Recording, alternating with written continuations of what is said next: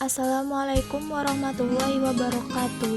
Kami dari kelompok 5 akan menjelaskan mengenai materi inflasi dalam mata kuliah Ekonomi Mikro dan Makro yang diampu oleh Muhammad Ali Tamrin, MSy. Konsep dan definisi inflasi. Inflasi merupakan suatu proses meningkatnya harga-harga secara umum dan terus-menerus. Kenaikan harga dari satu atau dua barang saja tidak dapat disebut inflasi, kecuali bila kenaikan itu meluas pada barang lainnya. Sejarah inflasi. Perekonomian yang terjadi pada perekonomian dan bursa di Indonesia pada tahun 2005 sepertinya terulang pada tahun 2010 dan awal tahun 2011. Sepanjang tahun 2010, laju inflasi di Indonesia mencapai 6,96%, di antara perkiraan publik yang hanya 5%. Di awal 2011, harga minyak mentah dunia sempat melonjak hingga US 92 per barel. Akibatnya, Bank Indonesia mulai mengambil ancang-ancang untuk menaikkan suku bunga alias BI rate. Karena otoritas bank sentral melihat tekanan inflasi masih akan mengancam di tahun 2011. Inflasi pun meningkat dari 9,06% di September naik hingga 17,89% di Oktober 2005. Hal ini juga diiringi dengan kenaikan BI rate secara bertahap, 10% di September, 11% di Oktober, 12,75% di November, dan 12,75% di Desember. Ancaman inflasi akibat dari kenaikan harga pangan dan biaya energi yang akan memaksa Bank Indonesia menaikkan BI rate untuk mengendalikan inflasi. Hal-hal tersebut berdampak pada 1. Peningkatan cost of fund, 2. Penurunan daya beli. Faktor lain yang dapat mempengaruhi inflasi ke depannya di tahun 2011 adalah pengaruh dari pembatasan BBM bersubsidi dan juga pengaruh dari harga minyak dunia yang tahun ini diprediksi masih akan naik. Pembatasan tersebut akan semakin meningkatkan beban biaya masyarakat yang tentunya akan memicu inflasi yang lebih tinggi. Penyebab inflasi. Menurut Iskandar Putong, tahun 2013 terdapat dua penyebab utama terjadinya inflasi, yaitu 1. Demand pull inflation. Inflasi ini timbul karena adanya permintaan yang tidak diimbangi dengan kondisi peningkatan tingkat produksi. Akibatnya sesuai permintaan, bila permintaan banyak sementara penawaran tetap, maka harga akan naik. 2. Cost push inflation. Inflasi ini disebabkan adanya peningkatan biaya produksi yang dipicu oleh kenaikan biaya input atau biaya faktor produksi. Indikator inflasi. Indikator untuk menghitung suatu tingkat inflasi ialah indeks harga konsumen atau IHK, sebuah indeks yang mengukur harga rata-rata dari barang dan jasa yang dikonsumsi sehari-hari.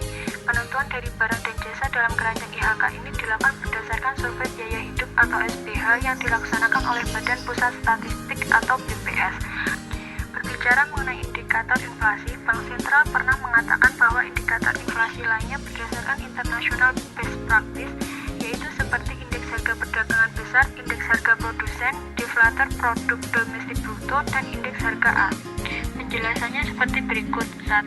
Indeks harga perdagangan besar atau IHPB. Harga perdagangan besar dari suatu komoditas adalah harga transaksi yang terjadi di antara penjual atau pedagang besar pertama dan pembeli atau pedagang besar berikutnya.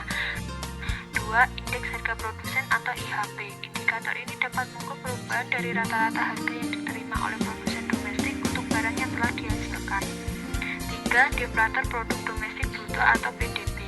Indikator ini menunjukkan besaran perubahan dari harga semua barang baru, barang produksi lokal, barang jadi, dan jasa. 4. Indeks harga aset. Indeks ini mengukur pergerakan harga aset antara lain properti dan saham yang dapat dijadikan indikator adanya tekanan terhadap harga secara keseluruhan. Kebijakan ekonomi konvensional dalam mengatasi inflasi. Ada 3 kebijakan yang dapat dilakukan untuk mengatasi inflasi, yaitu sebagai berikut. Yang pertama, kebijakan moneter. Kebijakan moneter merupakan kebijakan yang dikeluarkan oleh Bank Sentral di mana mengatur jumlah uang yang beredar di masyarakat agar stabil. Menurut Adi Warman Karim, ada 4 cara yang dilakukan Bank Sentral untuk mengatasi inflasi. Yang pertama, politik diskonto, yaitu mengatasi inflasi dengan menaikkan tingkat suku bunga sehingga masyarakat gemar menabung, kemudian peredaran uang di masyarakat akan berkurang sehingga inflasi akan dapat diatasi. B. Politik pasar terbuka dengan menjual surat-surat berharga agar jumlah uang yang beredar di masyarakat menjadi berkurang. C. Politik cadangan kas dengan menaikkan cash ratio yang digunakan untuk mengurangi jumlah pemberian kredit yang disediakan kepada masyarakat. Yang kedua, kebijakan fiskal. Kebijakan fiskal adalah kebijakan yang dibuat oleh pemerintah yang berkaitan dengan pengeluaran dan pendapatan yang berupa pajak pemerintah.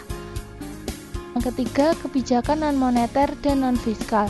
Kebijakan ini dilakukan dengan menempuh peningkatan hasil produksi, menstabiler gaji dan upah, tidak sering menaikkan, dan pengendalian harga serta distribusi barang kepada masyarakat. Inflasi dalam perspektif ekonomi Islam. A. Pengertian inflasi dan penyebabnya. Al-Makrizi menyatakan, inflasi terjadi karena harga-harga secara umum mengalami kenaikan dan berlangsung terus-menerus. Inflasi terbagi menjadi 2, yaitu 1. Natural inflation, yaitu yang disebabkan berbagai faktor alamiah yang tidak bisa dihindari umat manusia. 2. Human error inflation, yaitu disebabkan oleh kesalahan-kesalahan yang dilakukan oleh manusia. B. Jenis inflasi. Inflasi dalam ilmu ekonomi konvensional dapat digolongkan dengan beberapa cara. 1. Inflasi dapat digolongkan menurut besarnya, yaitu A. Inflasi ringan, yakni inflasi di bawah 10% per tahun. B. Inflasi sedang, yakni inflasi antara 20% sampai 200% per tahun.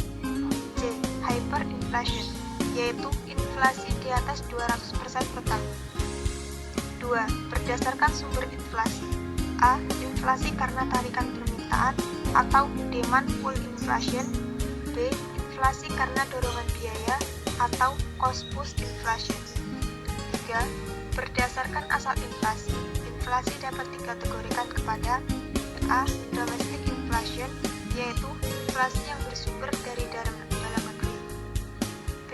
Imported inflation, yaitu inflasi yang bersumber dari luar negeri. 4. Berdasarkan harapan masyarakat. A. Expected inflation, yaitu besar inflasi yang diharapkan untuk atau diperkirakan akan terjadi. B. Unexpected inflation, yaitu inflasi yang tidak diperkirakan akan terjadi. Menurut para ekonomi Islam, inflasi menyebabkan perekonomian suatu negara menjadi buruk, yaitu A. Menyebabkan gangguan pada fungsi uang, terutama fungsi tabungan, fungsi pembayaran di muka, dan fungsi unit perhitungan. B. Menyebabkan masyarakat enggan untuk menabung. C. Mendorong perilaku masyarakat untuk berbelanja.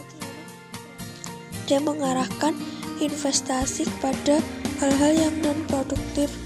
2. Uang yang dicetak dengan jumlah yang rendah. Al-Makrizi menyatakan bahwa uang sebaiknya dicetak pada tingkat minimal yang dibutuhkan untuk bertransaksi dan dalam pecahan yang mempunyai nilai nominal kecil. 3. Menerapkan strategi dues idle fund, pajak terhadap dana menganggur. Instrumen kebijakan moneter Islam yang dilakukan Bank Indonesia yaitu giro wajib minimum pada BI yang besarnya ditetapkan oleh BI berdasarkan persentase tertentu dari dana pihak ketiga. 4. Menerapkan kebijakan fiskal. Kebijakan fiskal di Baitul Mal memberikan dampak positif bagi investasi, penawaran agregat, dan memberikan dampak yang tingkat inflasi dan pertumbuhan ekonomi. Sekian penjelasan dari kami, kurang lebihnya mohon maaf. Wassalamualaikum warahmatullahi wabarakatuh.